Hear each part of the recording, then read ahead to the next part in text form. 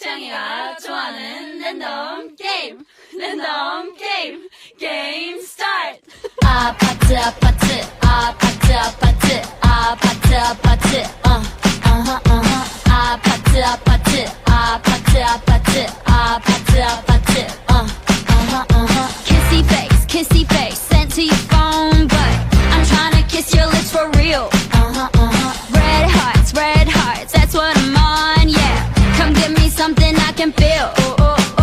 Don't you want me like I want you, baby? Don't you need me like I need you now? See tomorrow, but tonight go crazy. All you gotta do is just meet me at the 아파트 아파트 아파트 아파트 아파트 아파트 아파트 아파트 아파트 아파트 아파트 아파트 It's whatever you like. Turn this opposite into a club. I'm talking drink, dance, smoke, freak, party all night. Ang pagpaparami ng hayop ay ang proseso kung saan ang mga hayop ay lumikha ng mga bagong supling. Ang asexual na pagpaparami sa mga hayop ay isang uri ng pagpaparami kung saan ang isang organismo ay maaaring magparami ng mag-isa nang hindi nangangailangan ng kapareha.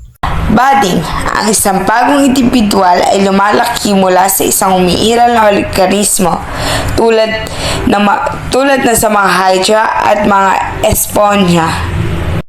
Fragmentation, ang isang organismo ay nahati sa dalawa o higit pang mga piraso at bawat piraso ay lumalaki ng isang bagong indibidwal. Halimbawa, ang mga flatworm at starfish. Parthenogenesis, ang isang itlog ay nagiging isang bagong indibidwal nang hindi nangangailangan ng fertilization. Halimbawa, ang ilang mga uri ng reptilya, isda at insekto. Fission, ang fission sa pagpaparami ng mga hayop ay isang uri ng asexual na kung saan ang isang organismo ay nahati sa dalawa o higit pang mga indibidwal na may halos pantay na laki. Ito ay karaniwang nangyayari sa mga simpleng organismo tulad ng mga protozoa at ilang mga uri ng algae. May dalawang pangunahing uri ng fission. Ang una ay binary fission. Ang isang organismo ay nahati sa dalawang magkaparehong anak na organismo. Ito ay ang pinakakaraniwang uri ng fission. Ang pangalawa ay ang multiple fission. Ang isang organismo ay nahati sa maramihang mga anak na organismo. Ito ay mas karaniwan sa mga protozoa tulad ng Plasmodium, ang parasito na nagdudulot ng malaria. What are the sexual reproduction of animals? Sexual reproduction in animals is a biological process where two parents contribute genetic material to produce offspring that are genetically distinct from either parent. Ang sexual reproduction o sexual na reproduksyon ay isang uri ng produksyon kung saan dalawang magkaibang selula, karaniwang isang sperm mula sa lalaki at isang egg cell mula naman sa babae, ay nagtatagpo upang makabuo ng bagong organismo. The key features of sexual reproduction in animals include: Number 1. Gamete formation. Specialized reproductive cells called gametes are produced by each parent. Ang pagbuo ng gamete o gametogenesis ay isang mahalagang proseso sa mga sexual na pagpaparami ng mga hayop. Ito ay ang proseso kung saan nagiging mga gametes, mga selula ng produksyon, ang mga ordinaryong selula ng katawan. May dalawang uri ng gametes. Sperm. Ang mga sperm cells ay mga lalaking gametes. Egg. Ang mga egg cells ay mga babaeng gametes. Pangalawa, ang fertilization o pagpapabunga ay ang proseso kung saan nagsasama ang isang sperm cells at isang egg cell upang bumuo ng isang zygote.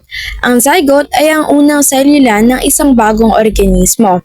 Ang fertilization ay isang mahalagang hakbang sa sexual na pagpaparaming ng mga hayop dahil ito ang nagsisimula sa pagbuo ng isang bagong organismo.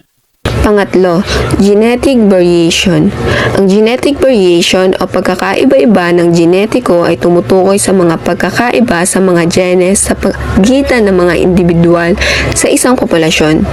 Ito ay isang mahalagang konsepto sa ebolusyon dahil ito ang nagbibigay daan sa mga populasyon na umangkop sa mga pagbabago sa kapaligiran. Ang genetic variation ay mahalaga para sa kaligtasan at ebolusyon ng mga populasyon ng mga hayop. Pang-apat, development. Ang development ay naiiba sa bawat uri ng hayop.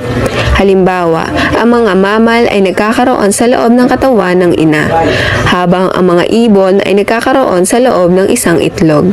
Sa madaling salita, ang development ay ang proseso kung saan isang fertilized egg ay nagiging isang ganap na buo na organismo. Ito ay isang mahalagang hakbang sa pagpaparami ng mga hayop at nagbibigay daan sa mga bagong henerasyon na mabuhay at magparami. Ang specialization sa pagpaparami ng mga hayop ay tumutukoy sa pag-unlad ng mga espesyal na estruktura at proseso na nagpapahintulot sa mga hayop na magparami ng mas epektibo. That's all for now. Stay tuned for our next topic in class tomorrow. Thank you!